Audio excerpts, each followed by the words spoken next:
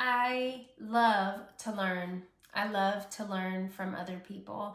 And I think it's just such a great thing to take all the opportunities we can to learn from others. And actually, I love learning all growing up, even in school. As far as I can remember, I've just loved learning.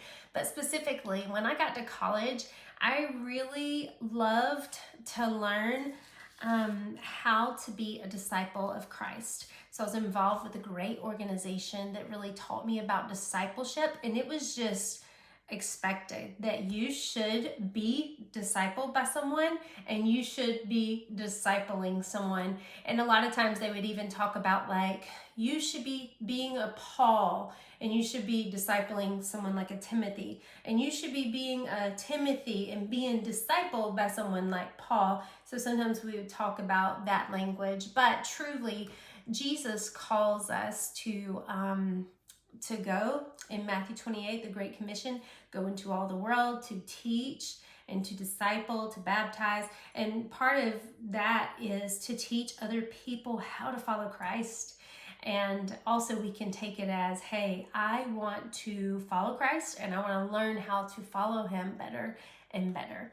So in college was when I was officially discipled. And I say officially because it was kind of like, we define the relationship. Hey, I am discipling you.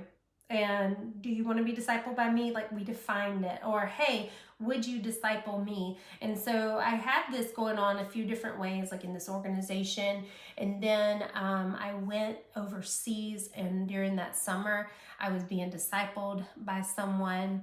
And also, I worked at summer camp a few different summers, and even how we had that set up, we were camp counselors, but in other times during camp, we were being discipled by some of the teachers, some of the leaders. And so that was like definitely official discipleship.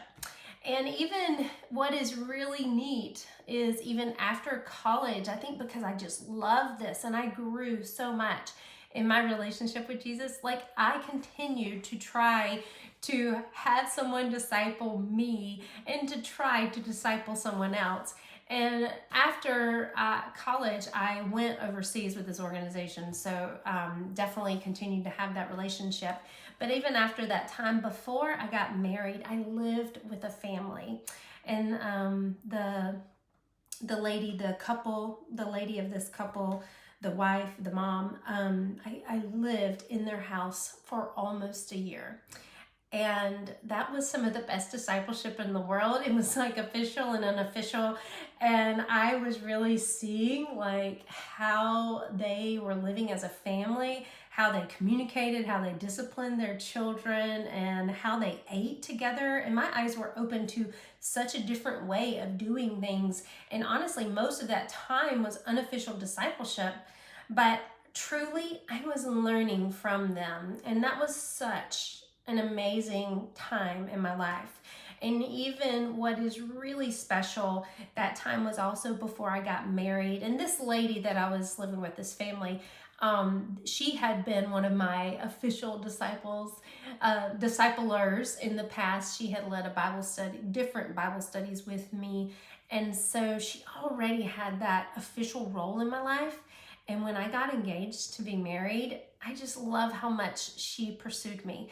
She said, hey, we're going to meet weekly. So even though I'd been living with them, so much unofficial learning, like hardcore going on.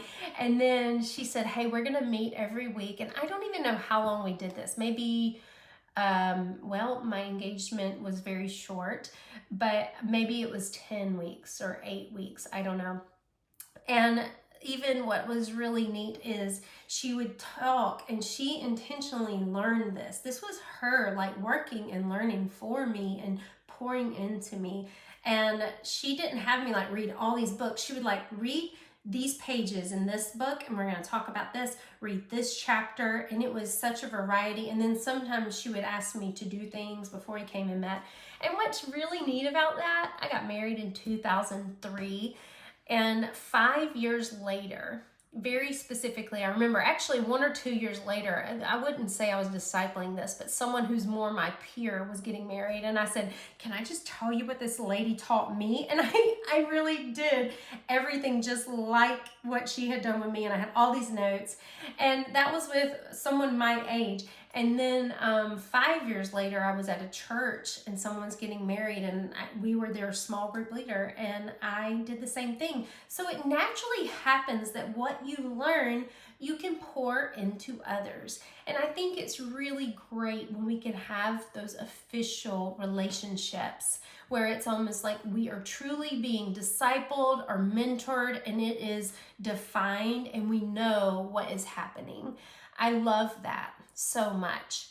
But I do want to also talk about this other way of learning from others, because for the majority of my life, and we'll just talk like beyond college and even those years before I got married and those intentional times, I honestly have had probably like 20 years of so much unofficial discipleship.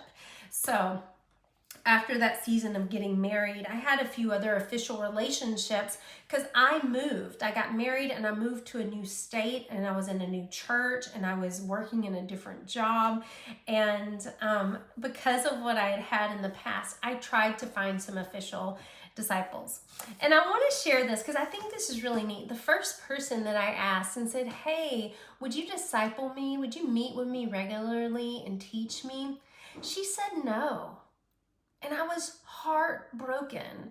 Honestly, it was the first time that someone had said no to this kind of relationship. And I sought this lady out because she was pouring into other people, and I saw, oh, she teaches women, younger women, and she does these great things. And I really admired her. They were leaders in our church. And she said no. Now, hear me. I was heartbroken, and I had to work through a lot of things with rejection and fear of man from that incident. And I have, and it's great. Like, actually, in some ways, that alone is formative. But here's the other thing. She taught me, and I learned an invaluable lesson from her when she said no. I learned that you don't have to say yes to everyone. And I think it was a really good thing. Maybe she would even say, I don't know. I mean, it was so long ago at this point, but probably she would think, hey, discipling young women is a really good thing, but I don't have to disciple all young women that ask me in the church. And I love that I got to learn the example from this lady of saying no. And the neat thing is I continued to learn from this lady from afar and differently, but I just want to share that part because some of you may even watch this video and be like, hey, I'm going to go find someone and have this official defined relationship. And maybe they'll say no for different reasons. Maybe their capacity, this lady already was pouring into other women. Maybe they're like, I don't even understand what you're asking me. Or maybe they just need to say no for other reasons, whether they share them or not. So just hear that part. But now here's what's cool. After that time, I had 2 other cool relationships happen. I started doing a Bible study with other people that invited me in, and it was such a surprise because it was definitely a different way of doing Bible study than I've ever done before. And actually that leader really began to pour into me, but it was different. And probably if that other lady would have said yes, it would have been kind of similar to what I've been doing in the past. But this other lady who said yes and started meeting with me, she was very different. And I learned so much from her and also from the ladies that I was doing Bible study with. And that really rounded me out in a different way. The Lord knows what we need, doesn't He? And then at our church, there was this seminar. It was just like a day thing. We did this where we would have a big Saturday program.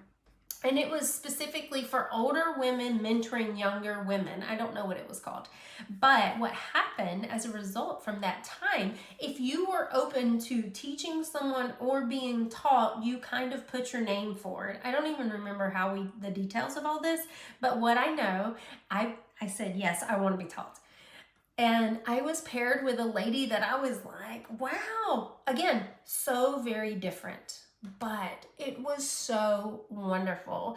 And I learned such different things, and I am still in touch with that lady today. I'm actually still in touch with almost all of these ladies who have officially discipled me. So that's been really great. But I do want to change gears, but and I already started, but then I remembered, hey, I want to talk about those specific things.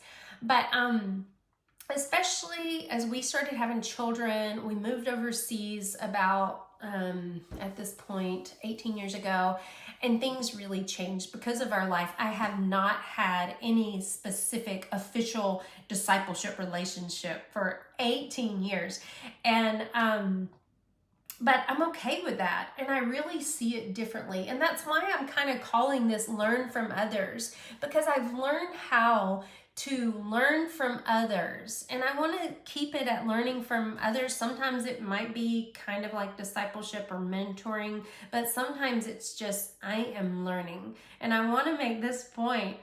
Sometimes I'm learning what to do and emulate, and then sometimes I'm learning like, whoa, don't do that.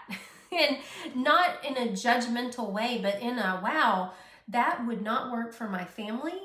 That would not work for my kids. My husband does not want me to do that. And not that it's wrong for them, but I'm learning because I know myself more and more. And I know, like, I don't think that would work because I live in this country. I don't think that would work because my husband has this personality. I don't think that would work, whatever.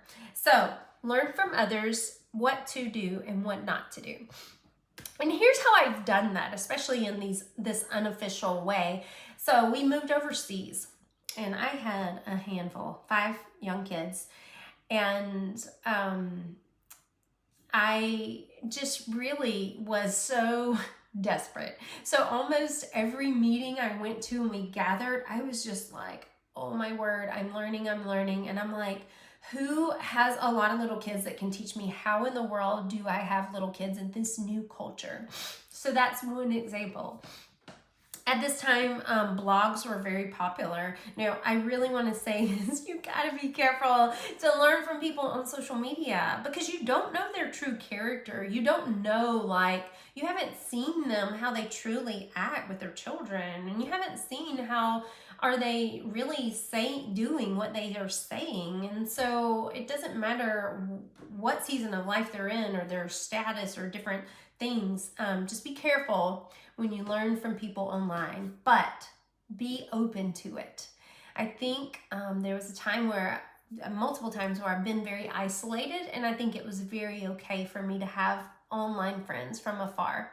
And I just want to say that can be maybe your only form of discipleship, especially if you're on the mission field and you're living in a place where there's very few Christians around you and very few people who really are serious about their relationship with the Lord. You're called to work there and to teach them and beg them to come to Christ and to grow in Christ, but you might not have a discipler or mentor or even someone that you can learn from in that situation. So there are times when I have learned from blogs or I've learned from people from afar. So for example, I just want to say, I went to a homeschool conference and I was homeschooling all my kids, and I was just like, oh my word, I'm so overwhelmed. How do I do this?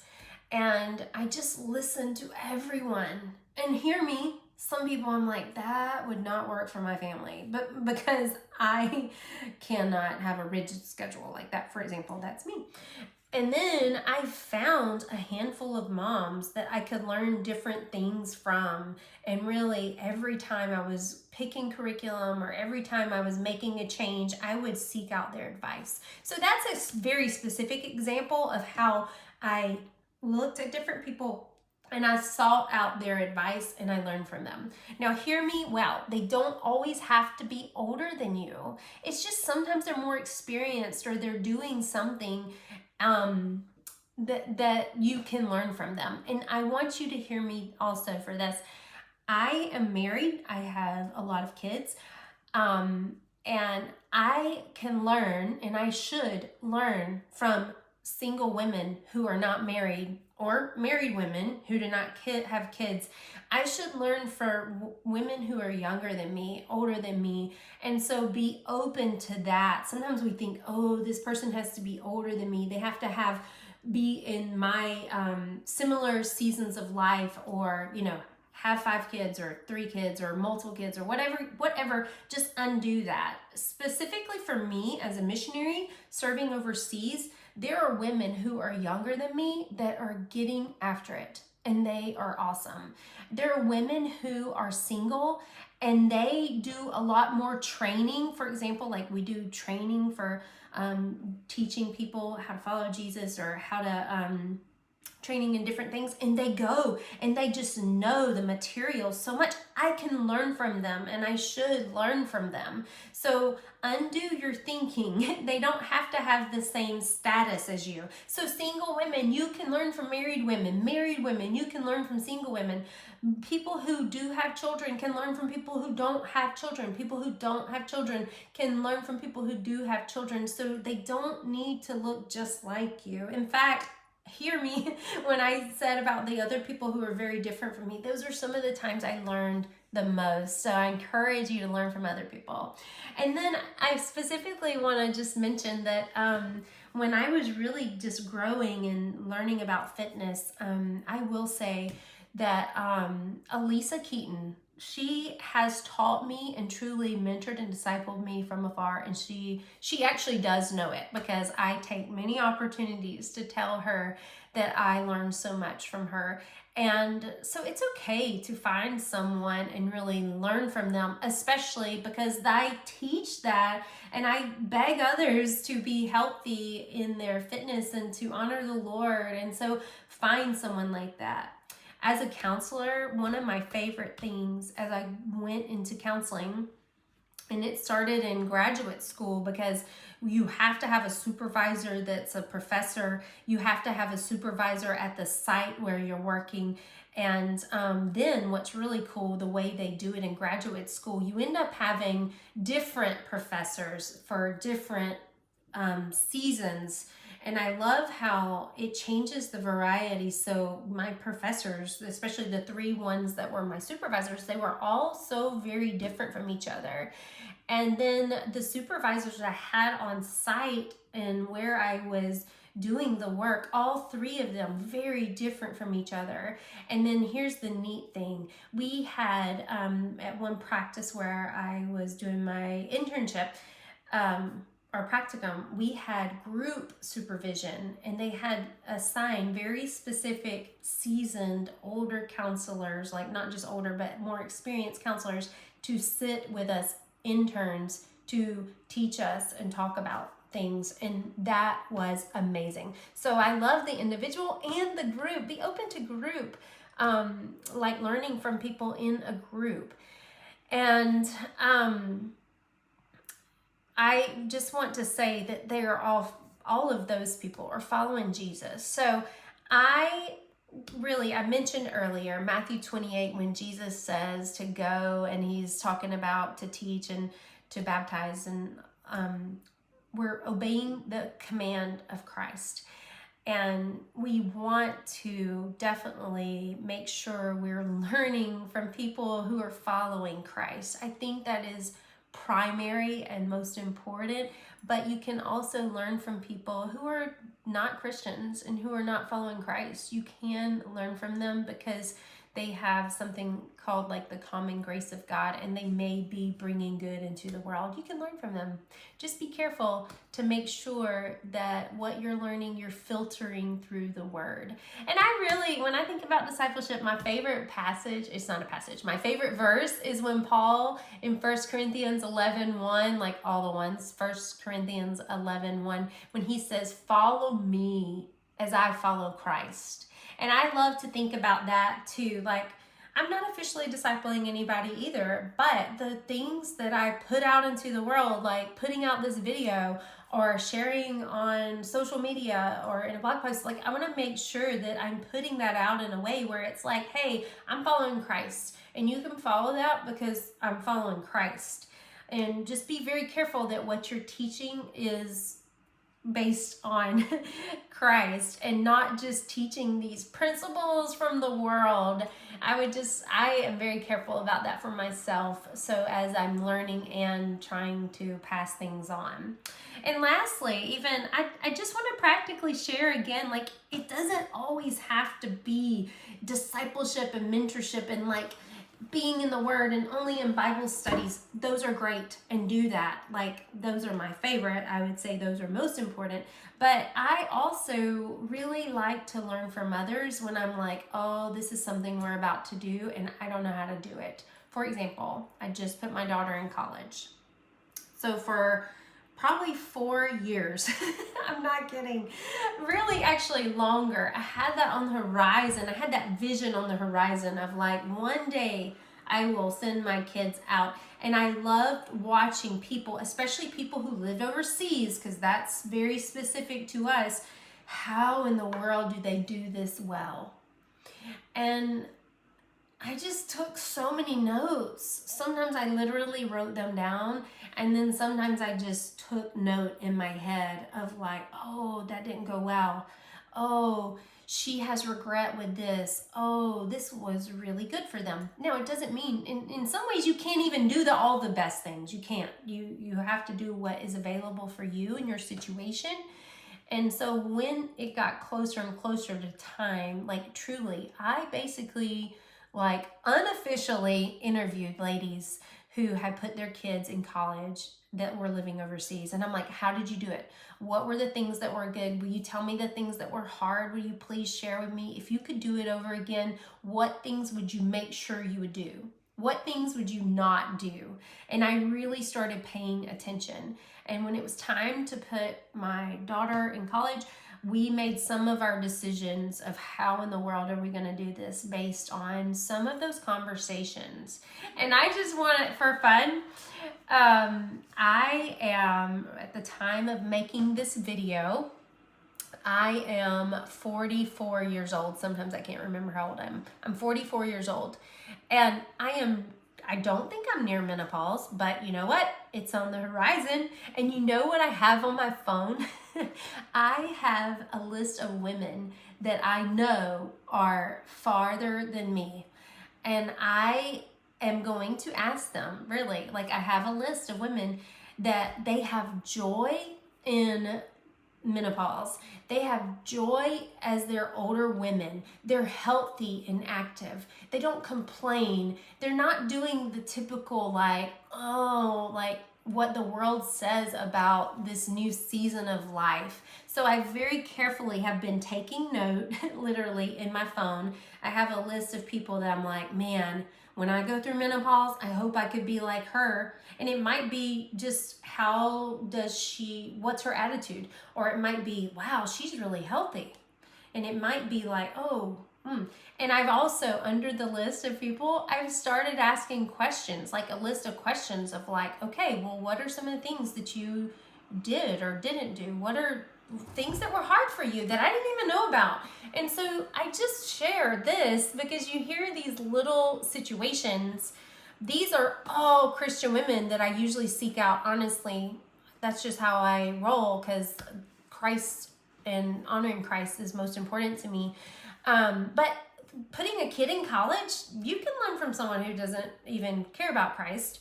But for me, I just am kind of given that little disclaimer. For going through menopause, you can certainly learn from people who don't even care about Christ, but I want to honor Christ in that season of life. So I'm finding these women and I've been taking notes. And so this is how I learn from others. And I hope that you find something in this video that encourages you to learn from others, or learn how to do things or not do things.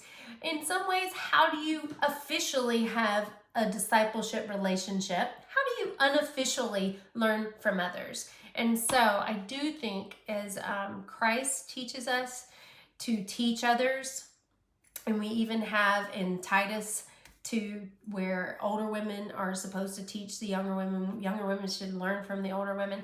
And so let us do that. Let us do that in all areas. How can we pursue sanctification and spiritual formation, all these big words, and really just becoming better at what we're doing and honoring the Lord. So go find somebody to learn from, and I hope it goes so well for you.